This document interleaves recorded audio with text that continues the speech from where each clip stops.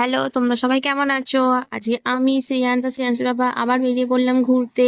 গরমের জন্য তো অনেক জায়গায় ঘোরা হয়নি, কিন্তু আবার আমরা ঘুরতে বেরিয়ে পড়লাম সবাই মিলে। খুবই মজা লাগছে ঘুরতে গিয়ে। অনেকদিন পরে প্রায় ঘুরতে বেরোচ্ছি। আর যেই দিনকেই ঘুরতে যাওয়ার প্ল্যান করি সেদিনকেই কিছু না কিছু একটা প্রবলেম হয়। ঝড় উঠে যায়, কিছু না কিছু একটা প্রবলেম এসে যায়। তো আজকে সবাই ফ্রি ছিল, সব বন্ধুদেরকে ফোন করে বললাম সবাই ফ্রি আছিস তো আজকে, তাহলে আজকে একটা খুব সুন্দর একটা আমরা মন্দির বেড়াতে যাবো। তো এটা হচ্ছে পাকুড়িয়ার হনুমান মন্দির। ভীষণ সুন্দর মন্দিরটা। মানে আমরা যখনই যাই, আমরা বাইরে থেকে মানে রোড দিয়ে যখন যাই আমরা, তখন এই মন্দিরটা অনেক দূর থেকে দেখি। মানে এত ভালো লাগে, ভাবি কবে যাব কবে যাব। তো অনেক দিন পরে আমরা সব বন্ধুরা মিলে মানে আবার এলাম মন্দিরটাতে। মানে আমার এটা ফার্স্ট টাইম যাওয়া। উম এই মন্দিরটা এত ভালো পরিবেশ এখানে, মানে এত নিরিবিলি পরিবেশ যে মানে বোঝাই যাবে না যে আশেপাশে যে একটা মানে শহর আছে বা কি, মানে বোঝা না, মানে মনে হবে যেন খুব নিরিবিলি, খুব শান্ত। মানে আপনারা না গেলে বুঝতে পারবেন না এতটা নিরিবিলি পরিবেশটা। এখানে দেখুন বন্ধু, তার মেয়ে, তার হাজবেন্ড আর সবাই মিলে যাওয়া হচ্ছে।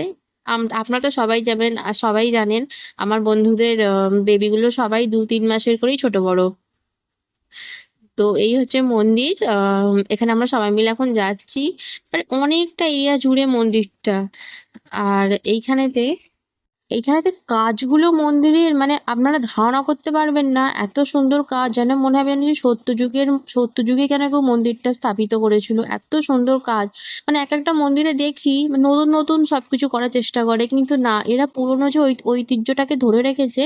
আমার তো এটা দেখে খুবই ভালো লেগেছে। মানে একটা ফিল করা যাবে যে না, এটা সত্যিকার এখানে যেন রাম হনুমান ঠাকুর মানে সব পরিবার সহ যেন এখানে বিরাজমান করে। না দেখলে আপনারা বিশ্বাস করবেন না, এত সুন্দর।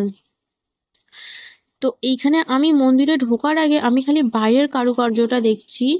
মানে তেমন কোনো জাঁকজমকপূর্ণ নয় যে মানে খুব আলো লাইটিং এরকম কোনো ব্যাপার নয়। মানে ডিজাইন কারিগরিটা মানে মানে এটাকেই বলে হয়তো শিল্পগিরি, এটাকেই বলে। মানে এখানে না এলে আমি জানতেই পারতাম না। এখানে দুজনকে ঘন্টা বাজানোর চেষ্টা করছে। দুজনেরই বাবা। আমার ছেলে তো ওই ঘন্টাটাকে বাজাচ্ছে না, উপরে ওটাকে নড়ছে, ওটাকেও নাড়িয়ে দিচ্ছে 14 বার। তো যাই হোক, এখানে এখানে আস্তে আস্তে ঢুকছে, এও দেখছে ঘন্টার দিকে। আর চোখও একবার অন্তত তোলো। ঘন্টাটা সব বাচ্চারাই বাজাতে চাইছে। আর ঘন্টার প্রতি একটা আলাদাই একটা আকর্ষণ থাকে, সেটা সব বাচ্চাদেরই। আমাদেরও ছোটবেলায় এই বাবু একটা দাঁড় করে ফটো তুলি। এই রে রে রে বাবু, একটা দাঁড়াও তো, একটা ফটো তুলি। ফটো ওই তো। এই রে রে রে দাদা, ভাই ভাই ভাই ভাই, একটু দাঁড়া, ভাইয়ের কাছে দে। বাবারে, ভাইকে হাম দিয়ে দাও, ভাইকে হাম দিয়ে দাও, ভাইকে হাম দিয়ে দাও, হাম দেবে, দাও ওকে দাও, ভাইকে হাম দেবে। কোথায় যাচ্ছ তুমি? এই দেখ ভাই ভাই ভাই, দাদা দাদা দাদা হবে তোরে।